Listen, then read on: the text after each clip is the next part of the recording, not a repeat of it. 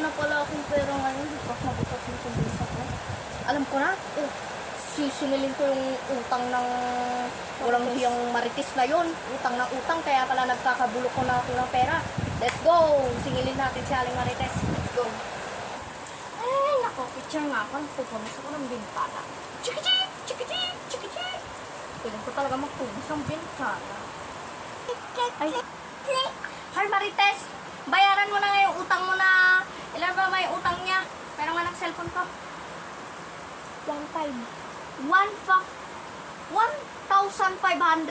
Bayaran mo na yung utang mo, ta. Walang-wala na ako. Nag-i-kaos na nga kami, tas utang ka pa ng utang.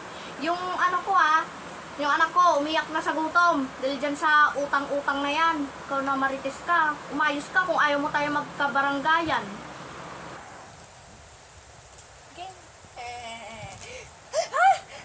Oh my gosh! Ha? Anong utang yung pinagsasabi mo?